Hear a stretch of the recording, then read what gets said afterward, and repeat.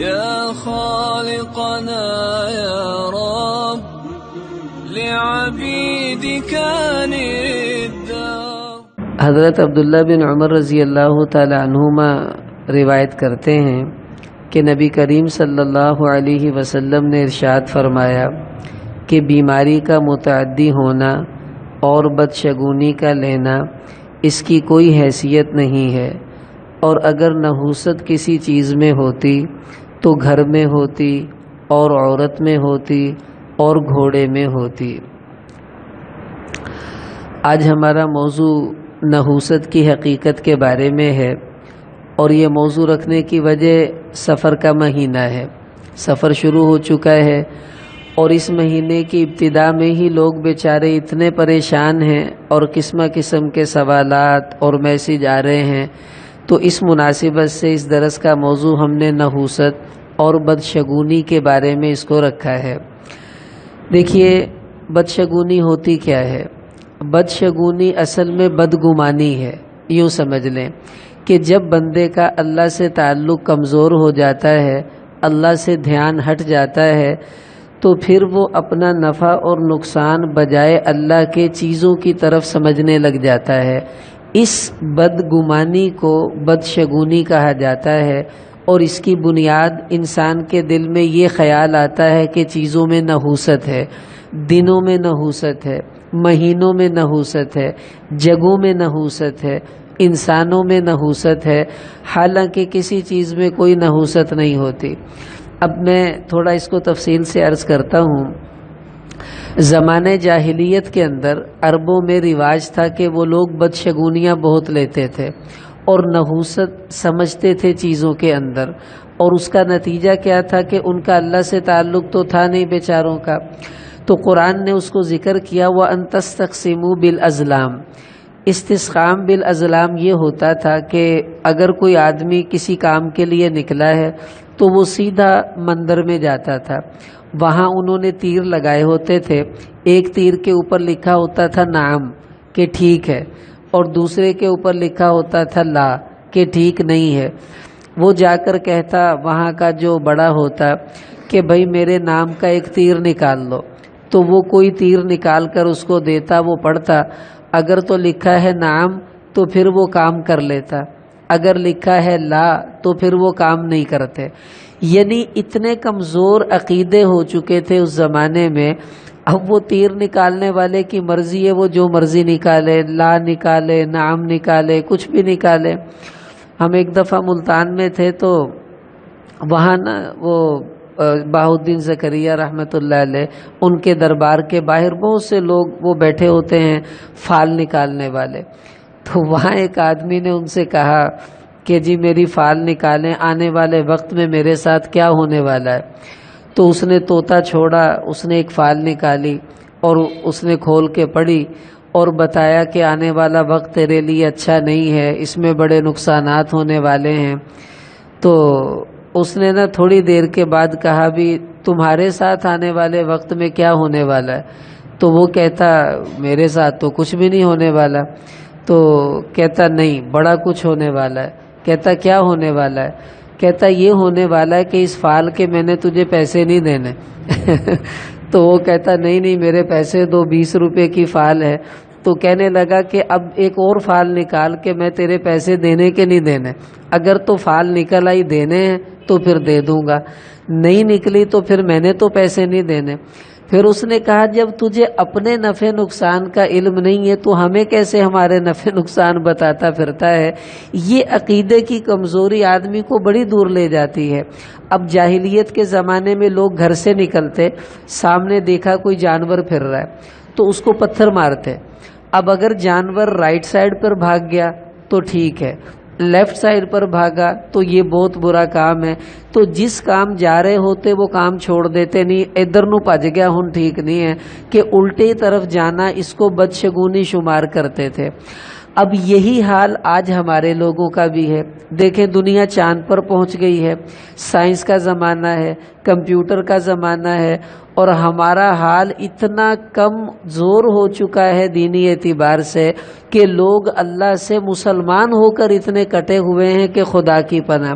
اب ہمارے زمانے میں بدشگونیاں اور نحوستیں یہ کون سا کم ہے؟ ایک سے ایک بڑھ کر دیکھ لیں.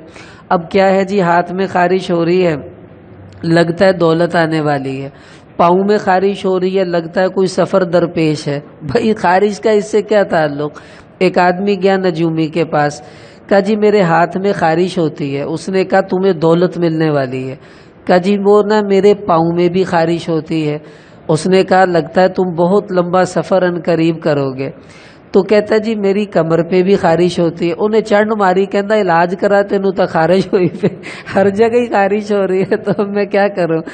یہ اب بھی ایسے لوگ ہیں جو ان چیزوں کا. آج مجھے ایک میسیج آیا کہ جی مولانا سفر کا مہینہ شروع ہو گیا ہے اور میری آنکھ پھڑکنا شروع ہو گئی ہے، تو بتائیں یہ کیا مسئلہ ہے؟ یہ تو مجھے اچھا نہیں لگ رہا.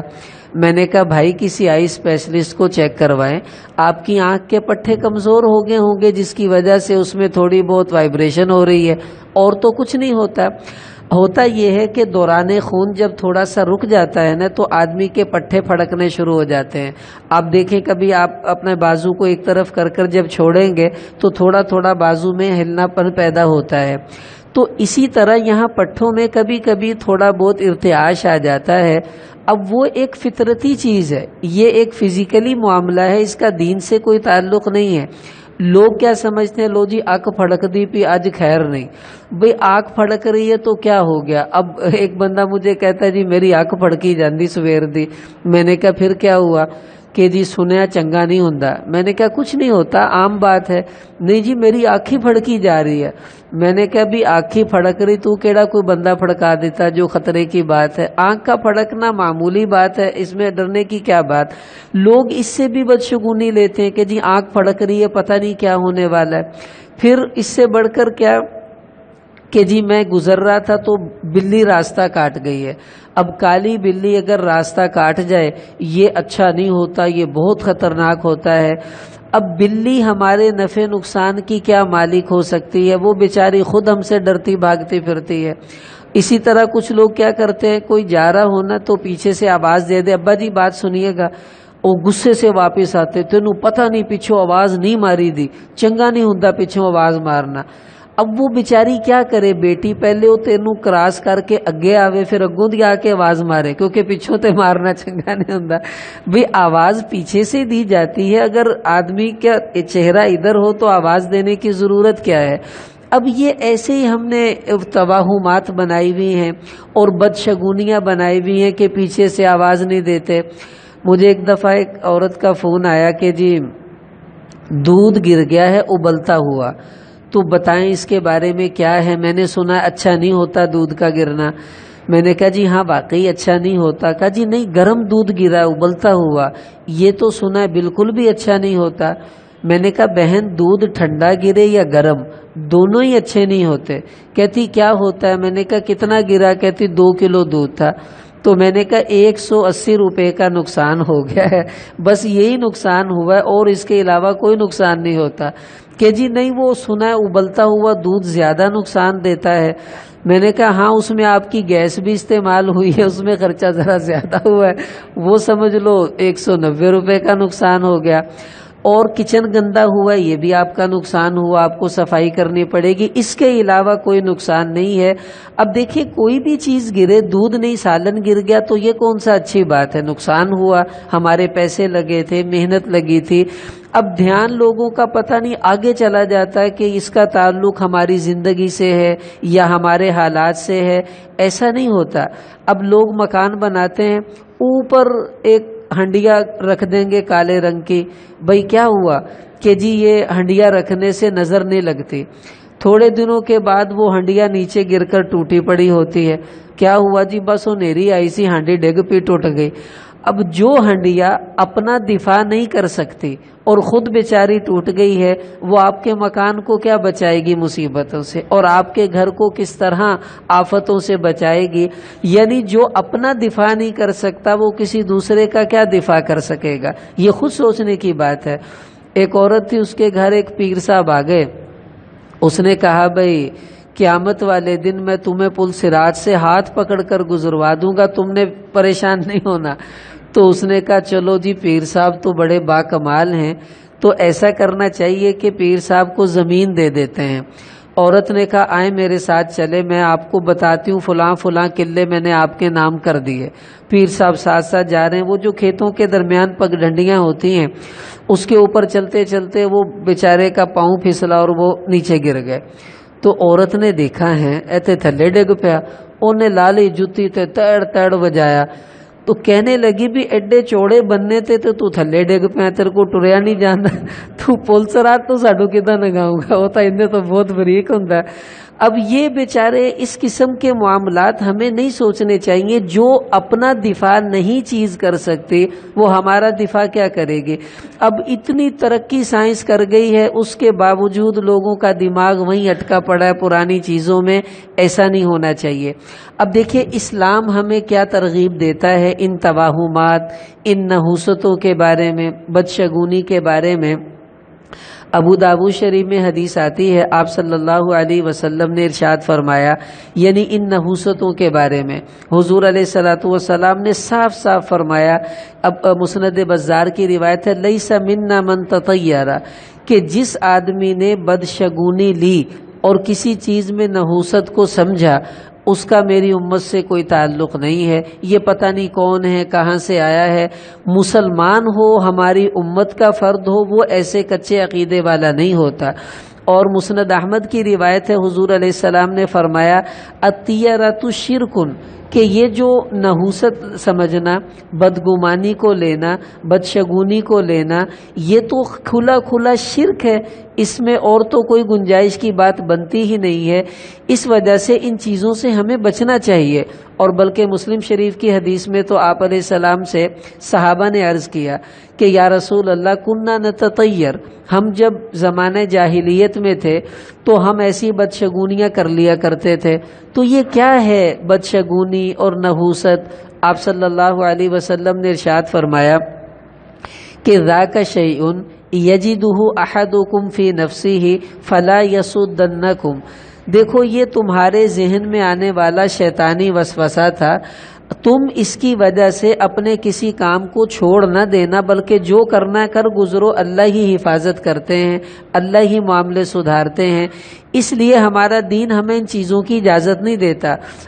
ابو داؤد شریف میں حدیث آتی ہے، عبادہ بن صامت رضی اللہ عنہ اپنے بیٹے کو سامنے بٹھایا، اس کو نصیحت کر رہے ہیں، فرمایا اے میرے بیٹے، میں نے نبی کریم صلی اللہ علیہ وسلم کو یہ فرماتے ہوئے سنا، انما اصابک لم یکن لیخطئک وما اخطأک لم یکن لیصیبک، کہ جو مصیبت اللہ کی طرف سے تجھے آنی ہے اسے کوئی روک نہیں سکتا، اور جو نہیں آنی اسے کوئی لا نہیں سکتا۔ اور فرمایا بیٹے میں نے حضور کو یہ کہتے ہوئے سنا، من مات علی غیر ھذا فلیس منا، اس یقین کے بغیر جو دنیا سے چلا گیا اور مر گیا اس کا میری امت سے کوئی تعلق نہیں ہے۔ مسلمان کا یقین مضبوط ہونا چاہیے، چیزیں ہمارے نفع نقصان کی مالک نہیں ہیں۔ حضرت عمر رضی اللہ عنہ حج کے لیے آئے، حجر اسود کو چومنے لگے تو کھڑے ہو گئے، حجر اسود کے سامنے اس کو خطاب کر کے بڑا عجیب جملہ فرمایا، فرمایا یا حجر انک لا تنفع ولا تضر، مجھے پتہ ہے کہ تو نہ مجھے کوئی نقصان دے سکتا ہے نہ تو مجھے کوئی فائدہ دے سکتا ہے، اگر اللہ کے نبی نے تجھے نہ چوما ہوتا تو میں تجھے کبھی نہ چومتا، صرف سنت سمجھ کر چوم رہا ہوں، ورنہ تو پتھر ہے، تو میرا کیا بگاڑے گا، مجھے کیا نفع دے گا۔ یہ ہے مسلمان کا یقین اور عقیدہ کہ کوئی مہینہ منحوس نہیں ہوتا، کوئی دن منحوس نہیں ہوتا، کوئی انسان اور چیز منحوس نہیں ہوتی۔ ابھی حدیث پڑھی بخاری شریف کی، آپ علیہ السلام نے فرمایا کہ ان کان الشؤم فی شیء، اگر نحوست کسی چیز میں ہوتی تو گھر میں ہوتی، عورت میں ہوتی، گھوڑے میں ہوتی۔ اب چونکہ ان میں نحوست نہیں ہے، اس سے پتہ چلا کسی چیز میں بھی اللہ کی طرف سے نحوست نہیں ہوتی۔ یہ ایسے لوگوں کی بنائی ہوئی باتیں ہیں۔ اب دیکھیں، یہ سفر کا مہینہ شروع ہو گیا۔ اب یہ مہینہ شروع ہوتے ہی لوگوں میں اتنا خوف و ہراس آ چکا ہے، آپ سوچ نہیں سکتے۔ ابھی مجھے کل ایک آدمی نے میسج بھیجا اور پوچھا کہ جی اس کے بارے میں بتائیں۔ اب اس پہ لکھا ہوا تھا کہ سفر کا مہینہ جب شروع ہو جاتا ہے تو آسمان سے 2,80,00,000 مصیبتیں اور بلائیں نازل ہو جاتی ہیں اس مہینے میں۔ اور پتہ نہیں، عورتوں کے ہاں تو یہ نا تیرہ تیزی، کوئی اس قسم کی بات بڑی مشہور ہے، تیرہ تیزی، کہ سفر کے مہینے کے جو پہلے 13 دن ہیں یہ بڑے خطرناک ہیں، بڑی مصیبتیں، بڑی بلائیں، آفتیں، اور لوگ اس مہینے میں کاروبار شروع نہیں کرتے۔ نہ جی نہ، سفر دا مہینہ نہ، سفر صفر، جو کرو گے وہ زیرو ہو جائے گا۔ شادی نہیں کرتے سفر کے مہینے میں، نہ جی نہ، اس مہینے سے بیاہ نہیں کرنا۔ کیوں؟ اگر کریں گے طلاقیں ہو جائیں گی، لڑائی جھگڑے گھر میں ہوں گے۔ کیوں کہ یہ مہینہ نحوست والا ہے اور اس مہینے میں ایسے کام نہیں کرنے چاہیے۔ دیکھیے، ایک تصور تو یہ ہے۔ دوسرا تصور ہمارے نبی نے ہمیں دیا۔ بخاری شریف کی حدیث ہے، آپ علیہ السلام نے فرمایا لا عدوہ ولا طیرہ ولا ہامہ ولا سفر۔ 4 چیزوں کے بارے میں بتایا۔ چوتھی چیز کیا ہے؟ حضور نے فرمایا سفر کے مہینے کو منحوس سمجھنا، اس کا دین سے کوئی تعلق نہیں، یہ لوگوں کی اپنی بنائی ہوئی بات ہے۔ اور مسلم شریف کی حدیث ہے لا عدوہ ولا غولہ ولا سفر، اس میں بھی یہی فرمایا کہ سفر کے مہینے کی نحوست، اس کا تصور یہ اسلامی تصور نہیں ہے، یہ لوگوں کا اپنا بنایا ہوا ایک کھیل ہے۔ اب لوگ سفر کو منحوس کیوں کہتے ہیں؟ ایک حدیث ہے جس کو لوگوں نے بنیاد بنا کر اس مہینے کو منحوس بنا دیا۔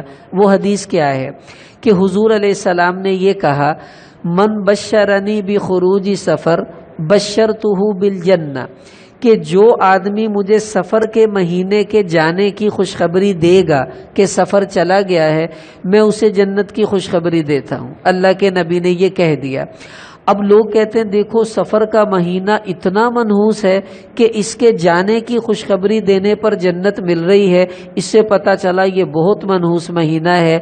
سب سے پہلی بات تو یہ سمجھیں کہ یہ جو بات ہے اللہ کے نبی کی حدیث نہیں ہے۔ کسی جگہ پر یہ ثابت نہیں ہو سکتا کہ حضور نے یہ بات کہی ہو، بالکل 100% جھوٹی حدیث ہے یہ۔ اس کو کہتے ہیں موضوع روایتیں۔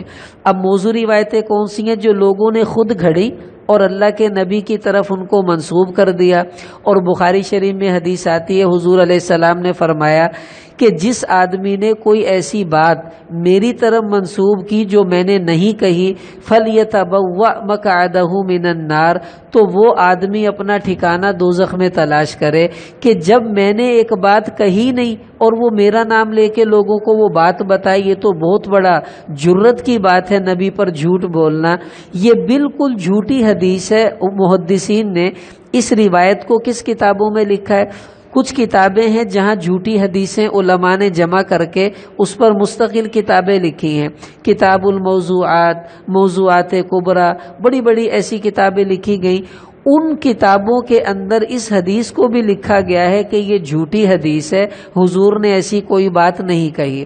اچھا، مزے کی بات آپ اس میں غور کریں کہ جو سفر کے جانے کی خوشخبری دے اسے میں جنت کی خوشخبری دیتا ہوں۔ اب اس سے سفر کی نحوست کہاں ثابت ہوتی ہے؟ اس سے تو کوئی ایسی بات ثابت نہیں۔ بالفرض اگر کوئی بات ثابت ہوتی بھی ہے تو یہ ثابت ہوتی ہے کہ ربیع الاول بڑا برکت والا مہینہ ہے۔ وہ کیسے؟ کیونکہ ربیع الاول میں حضور علیہ السلام کا وصال ہونا تھا، اللہ سے آپ کی ملاقات ہونی تھی۔ تو مثلا ہمارے ایک دوست ہیں، ابھی ان کی دسمبر میں شادی ہونے والی ہے۔ اب نومبر جائے گا تو دسمبر آئے گا، اور دسمبر آئے گا تو اس کی شادی ہونی ہے۔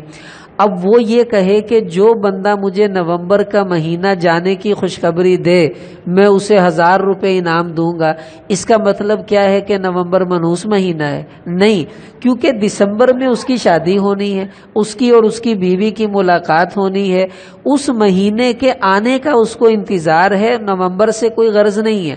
اب حضور کی اللہ سے ملاقات ہونی ہے ربیع الاول میں، اب سفر جائے گا تو ربیع الاول آئے گا، تو آپ یہ کہہ رہے ہیں کہ جو سفر کے جانے کی یعنی ربیع الاول کے آنے کی مجھے خوشخبری دے گا اسے میں جنت کی خوشخبری دیتا ہوں۔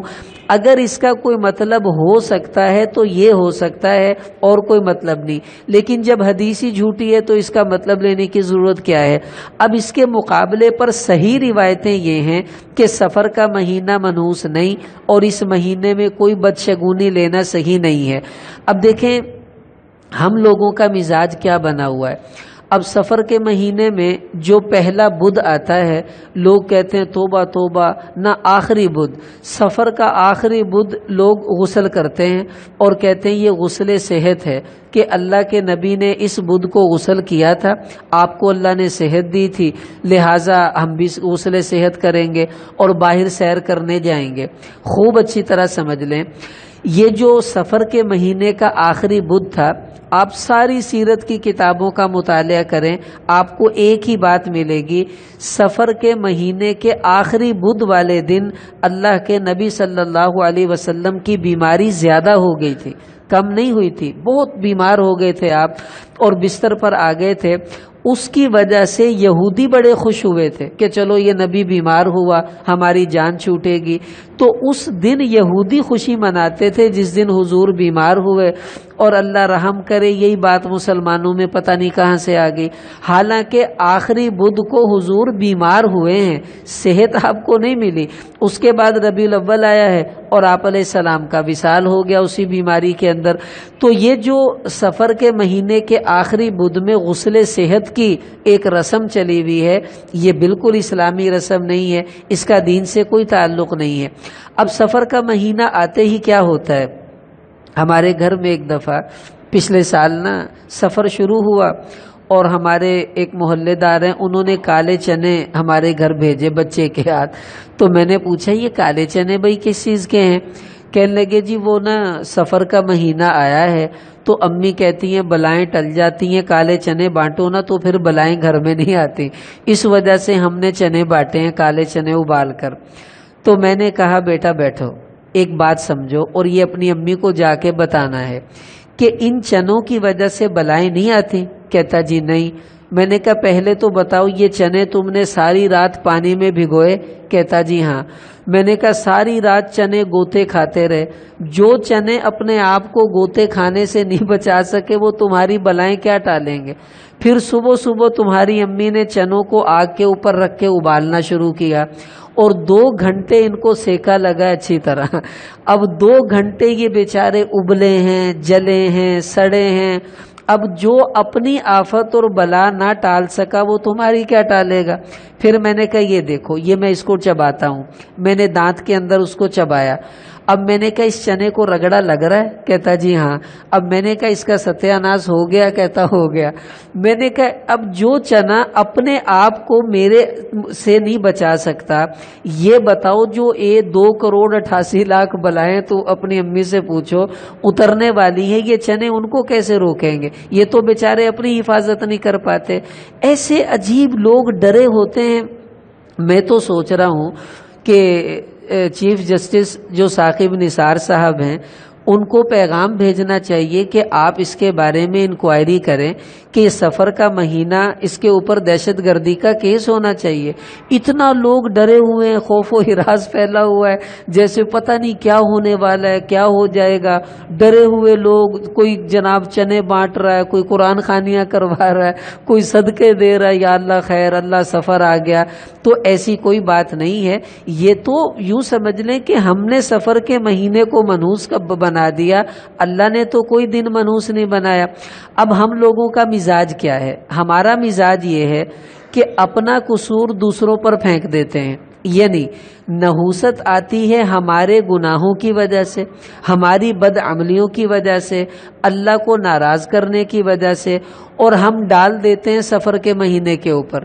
ایک حبشی تھا، وہ جا رہا تھا تو نیچے آئینہ پڑا ہوا تھا، تو اس نے وہ آئینہ اٹھایا، ٹوٹا ہوا تھا، تو آدھا ٹکڑا اس نے اٹھا کر جب اپنی شکل دیکھی نا، اب ظاہر ہے جیسی تھی ویسی نظر آنی تھی، تو دیکھ کے نا اس نے آئینے کو نیچے پھینکا, ਕਹਿੰਦਾ ਹੁਣ ਮੈਨੂੰ ਸਮਝ ਆਈ ਲੋਕੀ ਤੈਨੂੰ ਤੋੜਦੇ ਕਿਉਂ ਆ, ਜਦੋਂ ਤੂੰ ਇਦਾਂ ਦੀਆਂ ਸ਼ਕਲਾਂ ਵਿਖਾਏਗਾ ਤੇ ਉਹਨਾਂ ਨੇ ਤੋੜਨਾ ਹੀ ਆ. اب آپ بتائیں شیشے کا قصور تھا, قصور تو میرا اپنا ہے, ہن میری شکل اتنا دی شیشے تھا کہ قصور. ہم اپنے قصور لوگوں کے اوپر ڈال دیتے ہیں کہ تو منوسا. اب گھر میں کچھ ہو جائے, ساس بہو سے کہتی ہے ایڈی منوس ساڈے گھرے آئی ہے, جدوں دی آئی ہے ساڈا منڈا کھا گئی, ساڈا گھر کھا گئی, بہت منوس ہے. اچھا ہو وہ کہے کہ ہن تیری واری ہے, ہن میں تینوں کھانا, منڈا تے تیرا کھا گئی ہے, تیرا گھر بھی ہن تیری واری, تیار ہو جا. بیچاری وہ کیا کر سکتی ہے. ایسا نہیں ہوتا, کوئی انسان منحوس نہیں ہوتا. ہم لوگ اپنا گناہ دوسروں کے سر ڈال دیتے ہیں. ایک آدمی تھا, اس کے بارے میں بڑا مشہور تھا کہ یہ بڑا منحوس ہے. لوگوں نے بادشاہ سے کہا بادشاہ سلامت, آپ کی بادشاہت میں بڑا منحوس آدمی ہے, آپ اس کو کیوں نہیں سزا دے دیتے, بڑے بندوں کا نقصان ہو گیا. بادشاہ نے کہا یار میں نہیں مانتا, کہ آپ تجربہ کر لیں. بادشاہ نے کہا بلاؤ بھائی. صبح صبح اس کو لایا گیا. بادشاہ نے کہا بس یہ اور میں دونوں ہونے چاہیے. تو دونوں کمرے میں بیٹھے, تو بادشاہ نے اس کو دیکھا, اس نے بادشاہ کو دیکھا, اس کے بعد بادشاہ چلا گیا. اب اللہ کی شان, اسی دن بادشاہ کے ملک میں بڑے نقصان ہو گئے اور کچھ جھگڑے وگڑے ہو گئے. بادشاہ نے کہا یہ تو واقعی بڑا منحوس آدمی ہے, اس کو پھانسی دے دی جائے. جب اس کو پھانسی دینے لگے تو پوچھا گیا آپ کی آخری خواہش کیا ہے. اس نے کہا میری آخری خواہش ہے ایک دفعہ بادشاہ سلامت سے میری ملاقات کروا دیں. بادشاہ نے کہا چلو ایک باری اور صحیح. وہ آ گیا. بادشاہ نے کہا ابھی بتاؤ کیا مسئلہ ہے. کہنے لگا بادشاہ سلامت میں آپ کو ایک پتے کی بات بتانے لگا ہوں کہ مجھے تو آپ مار رہے ہیں پھانسی دے کر, میرے سے بھی ایک بڑا منحوس اس ملک میں رہتا ہے, اس کو بھی پھانسی دے دیجئے ورنہ آپ کا تو بڑا نقصان ہوگا. بادشاہ نے کہا وہ کون منحوس ہے. کہتا جی وہ آپ ہیں. بادشاہ نے کہا میں کیسے منحوس ہوں. کہتا جی دیکھو سویرے سویرے تسی مینوں ویکھیا, میں تانوں ویکھیا, تو آپ نے مجھے دیکھا تو آپ کو کچھ ہوا. بادشاہ کہتا نہیں. کہتے ملک میں کچھ ہوا ہے, آپ کو تو کچھ نہیں ہوا نا, اور میں تہاڈا شکل سویرے سویرے ویکھی تے مینوں پھانسی ہوندی پئی ہے, ہن دسو منحوس تسی ہو کہ میں. بادشاہ نے سوچا یار بات تو اس نے صحیح کی ہے کہ اس نے مجھے دیکھا, میں نے اسے دیکھا, یہ پھانسی چڑھ رہا ہے, پھر تو بڑا منحوس میں بنا. بادشاہ نے کہا بس نہیں اس کو چھوڑ دو, مجھے بات سمجھ میں آ گئی کہ جو ہوتا ہے وہ اللہ کی طرف سے ہوتا ہے, ہم دوسروں پر پھینک دیتے ہیں. ہمارا قصور یہ ہے کہ ہم اپنی غلطی ماننے کو تیار نہیں. یہ مزاج دوسری قوموں کا تھا. صالح علیہ السلام کی قوم جب ان کے اوپر کوئی مصیبت آتی تو کیا کہتے, قالوا طیرنا بک وبمن معک, اے صالح یہ تیری نحوست ہے اور تیرے ساتھیوں کی نحوست ہے. اور اللہ فرما رہے وَإِن تُصِبْهُمْ سَيِّئَةٌ يَطَّيَّرُوا بِمُوسَىٰ وَمَن مَّعَهُ, جب بنی اسرائیل پر کوئی مصیبت آتی تو کہتے یہ موسیٰ کی نحوست ہے اور اس کے ساتھیوں کی نحوست ہے. یعنی 80 ماشاءاللہ بزرگاں اینا دی نحوستہ نہیں سارا کچھ ہوئی جاندہ. اب قرآن کیا کہتا ہے, اللہ کا قرآن کہہ رہا ہے وَمَا أَصَابَكُم مِّن مُّصِيبَةٍ فَبِمَا كَسَبَتْ أَيْدِيكُمْ, ارے جو مصیبت بھی آتی ہے وہ تمہارے گناہوں کی وجہ سے آتی ہے. ظہر الفساد فی البر والبحر بما کسبت ایدی الناس, کا خشکی اور تری پر جب بھی کوئی فساد برپا ہوتا ہے لوگوں کے گناہوں کی وجہ سے ہوتا ہے, یہ دنوں کی وجہ سے نہیں. اب دیکھیں نا لوگ سفر کو منحوس کرتے ہیں کہ جی سفر میں شادی نہیں کرنی چاہیے کیونکہ طلاقیں ہوں گی, جھگڑے ہوں گے. اب سفر میں کوئی شادی کرتا ہے نہیں, ساری شادیاں سفر کے علاوہ ہوتی ہیں, 10 طلاقاں نہیں ہوتی ہیں. اب یہ کیوں ہو رہی ہیں؟ اب جنہوں نے شادیاں ربیع الاول میں کی ہیں, ذی الحجہ میں کی ہیں, کیا ان کے کبھی طلاقیں نہیں ہوئی؟ کیا ان کی میاں بیوی کی لڑائی نہیں ہوتی؟ پھر تو ان مہینوں کو بھی منحوس کہہ دیں. اب آپ بتائیں ہمارے ملک میں 2005 میں جب زلزلہ آیا کتنا خطرناک زلزلہ تھا, پورا کشمیر اور یہ برباد ہو گیا تھا اس کے اندر. اب یہ زلزلہ سفر کے مہینے میں آیا تھا, کس ماہ میں آیا تھا؟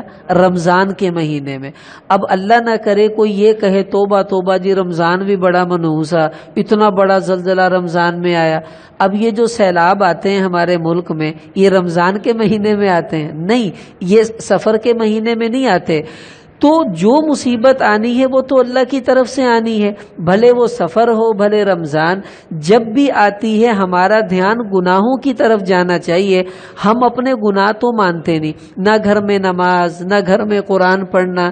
حدیث میں آتا ہے کہ فَإِنَّ الْبَيْتَ إِذَا لَا يُقْرَأُ فِيهِ، جب گھر کے اندر قرآن پاک کی تلاوت نہیں ہوتی نا، حضور نے فرمایا کہ تنزلت علیہم الشیاطین، اس گھر میں شیاطین اور جنات اپنے ڈیرے ڈال لیتے ہیں۔ تنکبت عنہ الملائکہ، اور رحمت کے فرشتے ان گھروں سے چلے جاتے ہیں۔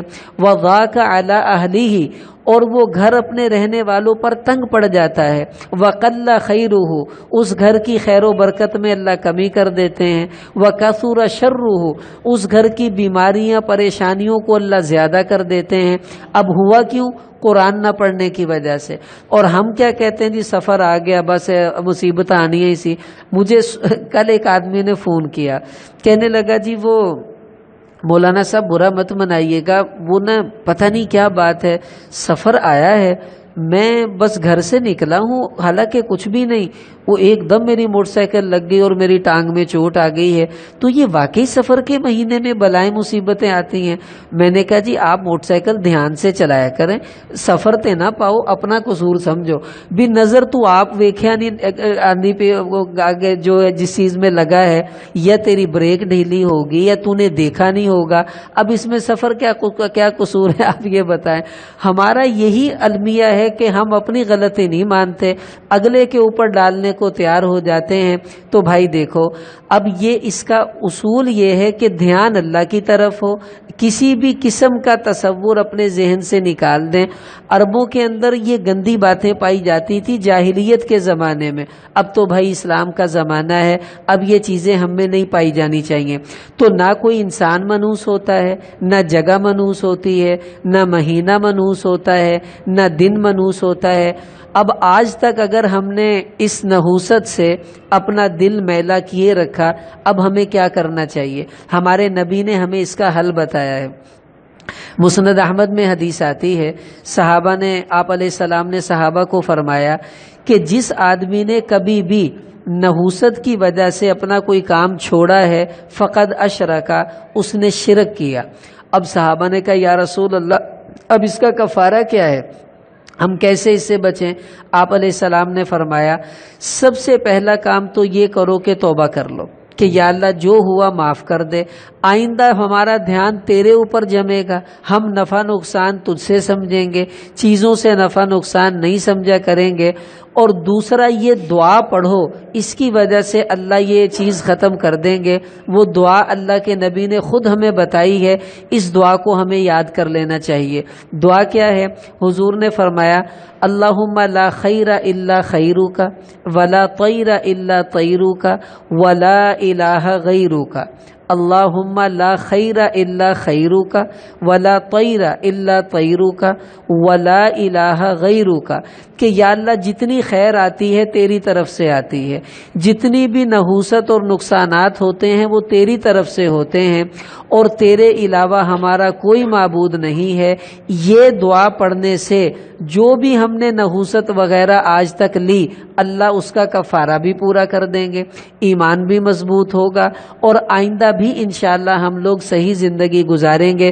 اب نیت کر لیں، ہم خود تو بھائی ایسا نہیں کریں گے، اور اپنے دوسرے بھائیوں کو بھی سمجھائیں کہ وہ بھی ان بد عقیدگیوں سے اپنے آپ کو نکالیں۔ یہ کوئی عقل مندی کی بات نہیں ہے، یہ تو بزدلی ہے۔ آدمی کو بہادر بننا چاہیے، ایسی چیزوں سے پیچھے نہیں ہونا چاہیے۔ اللہ تعالی ہم سب کو ان باتوں پر عمل کی توفیق عطا فرمائے۔